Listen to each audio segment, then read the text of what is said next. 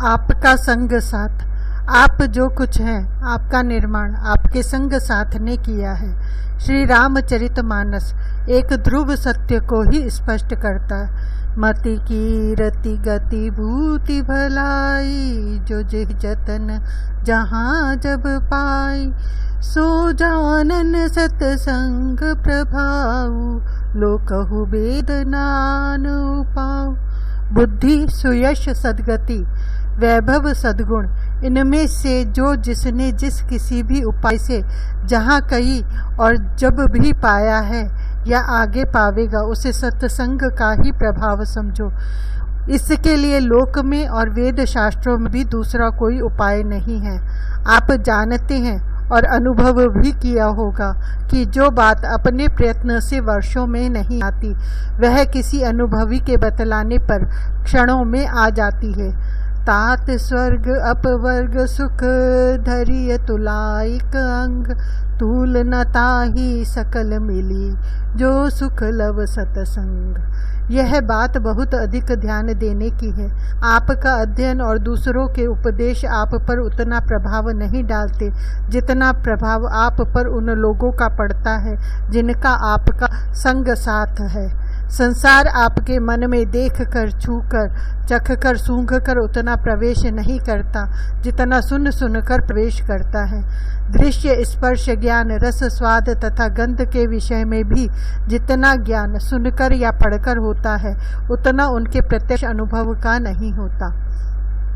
पढ़ना भी नेत्र का विषय भले हो, श्रवण ही माना जाता है और इस युग में तो पढ़ना ही से सुगम सुलभ सत्संग है। जैसे कान के मार्ग से श्रवण के द्वारा सबसे अधिक संसार हृदय में आता है, वैसे ही भगवान भी हृदय से कान के मार्ग में से ही आते हैं। संसार के पदार्थ तो प्रत्यक्ष संपर्क में आते हैं, उनके विषय में आप अपनी ज्ञान इंद्रियों के प्रत्यक्ष अनुभव से भी बहुत कुछ जानते हैं अथवा प्रयत्न करके जान सकते हैं, किंतु भगवान तो इंद्रियों का विषय नहीं है। कन्हाई किसी के लिए प्रत्यक्ष होता है तो अपनी कृपा से ही होता है। कृष्ण की ऐसी कृपा किसी पर कब होती है? जब उसके हृदय में श्री कृष्ण के प्रति प्रेम हो, उसके मिलन की तीव्र अभिप्सा हो, और यह प्रीति तो श्रवण से ही आती है। कन्हाई पहले हृदय में आवे तब उसके प्रति प्रीति जगे और तब कहीं उससे मिलन की संभावना बने। हृदय में वह आवेगा श्रवण के मार्ग से। प्रविष्ट है कर्ण रंध्रेन स्वानाम भाव सरोरुहम, दुनोति शमलम कृष्ण सलिलस्य यथा शरत। अपने जनों के कर्ण के मार्ग से उनके हृदय कमल में प्रवेश करके श्री कृष्ण वैसे ही उसे निर्मल बना देते हैं जैसे शरद ऋतु जल को।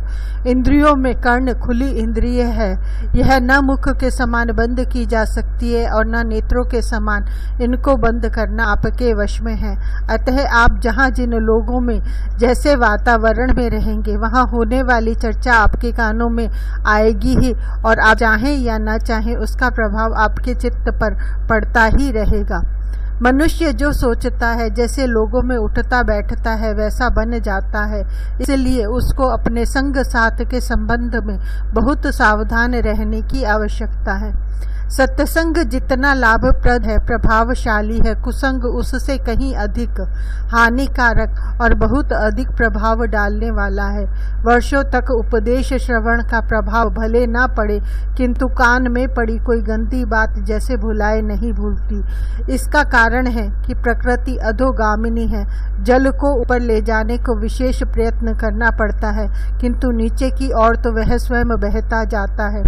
एक पत्थर को पर्वत की चोटी पे चढ़ाना हो तो एड़ी चोटी का पसीना एक करना पड़ेगा, किंतु शिखर पर से हल्के धक्के से लुढ़का दो तो वह स्वयं लुढ़कता जाएगा और जब तक कोई ठीक रोक ना मिले नीचे को लुढ़कता रहेगा। बड़े प्रयत्न से बहुत दिनों से साधक काम आदि दोषों को क्षीण कर पाता है, किंतु तरंगायिता अपि इमे संगात समुद्रायन्ति। प्रयत्न से साधन से ये भले तरंगों के समान क्षुद्र हो गए हों, कभी कभी ही हो आते हों, किंतु कुसंग मिलने पर शीघ्र समान गंभीर दुष्पार हो जाते हैं। जीव अनंत जन्मों से संसार में भटक रहा है, उसके अंतःकरण में जो संचित संस्कार है उसमें अधिकांश पाशविकता के ही है, क्योंकि पशु पक्षी कीट पतंग ही उसे अधिक होना पड़ा है। मनुष्य के अंतःकरण की स्थिति बंजर भूमि जैसी है, उसमें तृणों कांटों के बीज भरे पड़े हैं। खाद पानी मिलते ही वे उग जाते हैं। कोई उत्तम पुष्प या फल का बीज हुआ भी तो अंकुरित होते ही उन तृणों कांटों से दबकर मुरझा जाता है। उन तृणों कांटों को तो बार बार उखाड़ते रहना पड़ता है। वर्तमान काल में समाज की परिस्थिति बहुत ही विकट है। सत्संग दुर्लभ हो गया है और कुसंग बिना चाहे पद पर मिलता रहता है। कुसंग से सर्वथा बचे रहना आज के समाज में रहते हुए संभव नहीं है। कुशल यही है कि आप जिस बात से ठीक पूरी अरुचि रखते हैं, उसके संबंध में सुनने पर भी आप पर उसका प्रभाव नहीं पड़ता। सेना की स्थिति का मुझे पता नहीं, किंतु पुलिस में पर्याप्त अधिक लोग हैं जो शाकाहारी हैं। उसके आसपास साथियों में अधिकांश लोग मांस अंडा खाने वाले हैं और उसका गुणगान तो शाकाहारियों को सुनते ही रहना पड़ता है, किंतु उनकी अपनी रुचि प्रभावित नहीं होती। मैं जानता हूँ कि आयुर्वेद में प्याज और लहसुन की बहुत प्रशंसा है। अनेक रोगियों को जब औषधि के रूप में उनके सेवन को कहा जाता है तो वे स्पष्ट अस्वीकार कर देते हैं। इतनी दृढ़ निष्ठा हो तभी साधक का चित्त वर्तमान वातावरण में अपने पथ पर समाहित रह सकता है।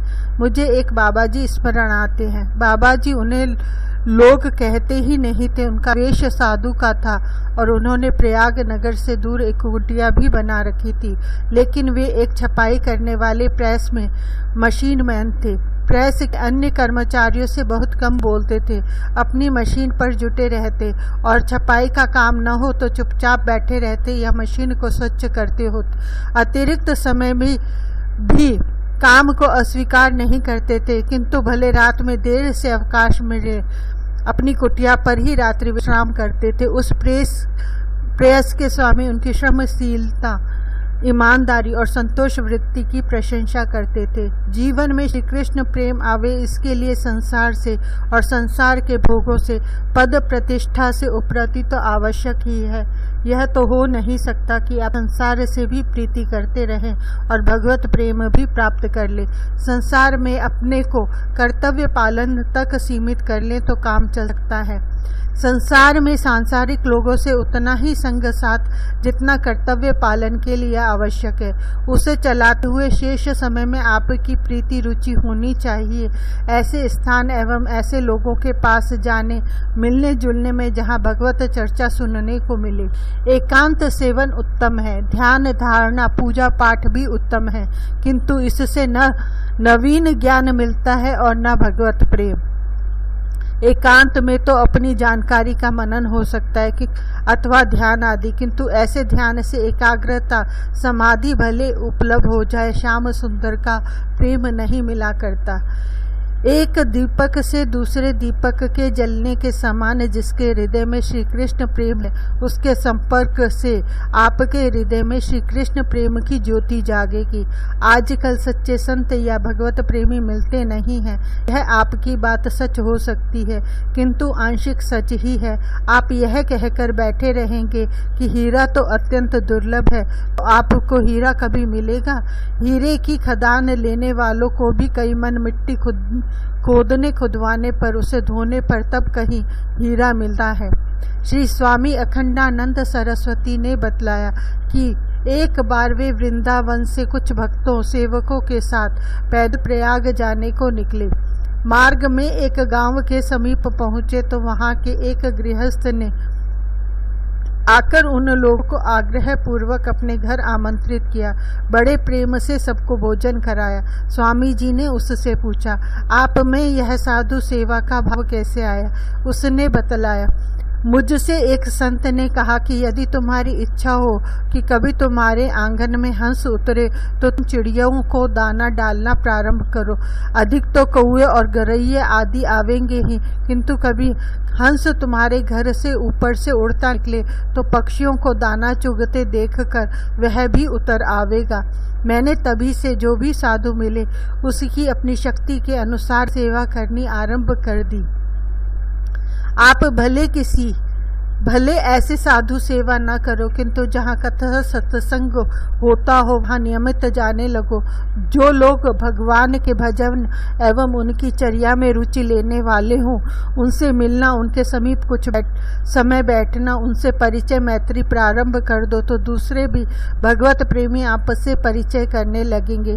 जब कोई भगवत भक्त भी आपसे मिल लेंगे तो आप पर उनका अनुराग होगा। इस प्रवृत्ति में भी थोड़ा विवेक आवश्यक है। मैंने साध्य और साधन में एक लेख में दिया है कि कभी सत्संग भी कुसंग हो जाता है। सब साधु और सत्संगियों का सत्संग, उनसे मिलना जुलना सबके लिए लाभकारी नहीं होता। यह बुद्धि भ्रम उत्पन्न करने वाला भी हो सकता है। जो श्री कृष्ण प्रेम चाहता है वह मूर्ति पूजा के विरोधी, कबीर पंथी, आर्य समाजी, राधा स्वामी मत वाले या अद्वैत वेदांत निष्ठ साधु साधक से मिलेगा तो उसके मन में विपरीत भाव जागेंगे। वह अपने पथ में शंकालु हो सकता है। अतः जिनकी अपने समान निष्ठा एवं रुचि हो ऐसे साधु या सत्संगी से मिलना जुलना हितकर होता है। दूसरे आजकल साधु या सत्संगी सब निस्वार्थ, उत्तम चरित, सचमुच भगवत भक्ति ही नहीं होते। अतः व्यक्ति को सहसा किसी से प्रगाढ़ परिचय करके उसका अंतरंग बनने का प्रयत्न नहीं करना चाहिए। आप अपने को कथा उपदेश या भगवत चर्चा श्रवण तक सीमित रखेंगे, अधिक निकटता नहीं उत्पन्न करेंगे तो आपको लाभ होगा और ठगे नहीं जाएंगे। लोग झूठ बोलते हैं, धोखा देते हैं, ठग लेते हैं। इसलिए क्या आप सभी लोगों से मिलना बोलना या बाजार जाकर कुछ खरीदना त्याग देते हैं? ऐसा इसलिए नहीं कर सकते क्योंकि इसके बिना काम नहीं चलता। आवश्यकता सावधानी रखते हुए कभी कुछ ठगाते हुए भी आप लोगों से व्यवहार करते हैं या नहीं? आप सांसारिक प्रयोजनों को तो अनिवार्य आवश्यकता मानते हैं किंतु पारलौकिक कल्याण को महत्व नहीं देते, जबकि इस संसार में आपका यह जीवन कुछ थोड़े वर्षों तक ही रहने वाला है और इसके बाद का जीवन अनंत है। उसमें उन्नति, सुरक्षा, सहायता आवश्यक लगे तो आपका संग साथ सुधर जाएगा। उसमें आपको आवश्यकता होगी भी तो आप उसे त्यागेंगे नहीं, केवल आवश्यक सावधानी रखना सीखेंगे। कन्हई आनंद घन है, उसकी प्रीति मरणोत्तर जीवन के ही कल्याण के लिए नहीं है। इसकी प्रीति वर्तमान जीवन में भी जीवन को आनंदमय बना देने वाली है। आपने अनुभव किया है कि आप जिन लोगों से मिलते हैं उनमें यदि कुछ आपको प्रिय भी लगे तो उनकी चर्चा रहन सहन के प्रति भी आपका झुकाव होने लगता है। अतः जो संसार की आसक्ति और भोगों में लगे हैं इनकी ही चर्चा प्रशंसा करते हैं, उनसे आवश्यकता होने पर ही मिलिए। जहाँ तक बन सके उनसे कम बोलिए। न तथास्य भवेत क्लेशो बंधश्चान्य प्रसंगतः योषित संगात यथा पुंसो यथा तत्संगी संगतः। मनुष्य को वैसा क्लेश, अविद्या, अस्मिता, राग, द्वेष तथा अभिनिवेश दूसरी बातों से नहीं होता जैसे स्त्रियों में आसक्ति से, स्त्री के लिए पुरुष में आसक्ति से होता है, और स्त्री आसक्ति से भी वैसा नहीं होता जैसा स्त्री आसक्त लंपट पुरुषों के संग साथ से होता है। आप संसार में सुख, उन्नति, भोग एवं पद आदि के महत्व को सुनने में लगोगे तो सुनाने वाले ऐसा वर्णन करेंगे मानो वह सर्वथा निर्दोष ही नहीं आवश्यक हो और आप बहुत सामान्य प्रयत्नों से उसे प्राप्त कर लोगे। मेरे कई परिचित हैं जिन्होंने दांत के दर्द या पेट में वायु की पीड़ा के कष्ट से छुटकारा पाने के लिए तंबाकू खाना प्रारंभ किया। वह पीड़ा एक बार केवल दब गई, कुछ दिन बाद फिर होने लगी और तंबाकू ने पिंड पकड़ा तो फिर छोड़ा नहीं जा सका। उसके कारण जो दूसरी हानियां होती हैं वह तो हो ही रही हैं। सत्पुरुषों को भी एक व्यसन होता है। स्त्रिया विटानामिव साधु वार्ता।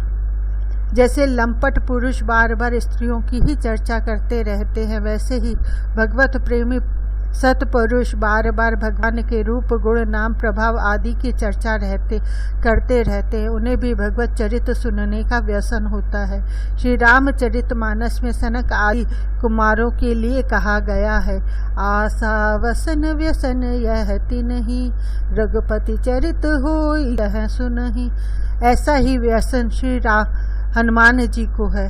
यत्र यत्र रघुनाथ कीर्तनम तत्र तत्र कृत मस्तका अंजलिम, बाष्पवारी परिपूर्ण लोचनम, मारुतिम नमत राक्षसांतकम। धन्य है वे जिन्हें ऐसा व्यसन हो। उसके आपके आसपास ऐसे व्यसन वाले जो महानुभाव हो, उनका संग साथ आप प्रयत्न पूर्वक करेंगे तो कन्हई आपको अपनाने के लिए उत्सुक होगा।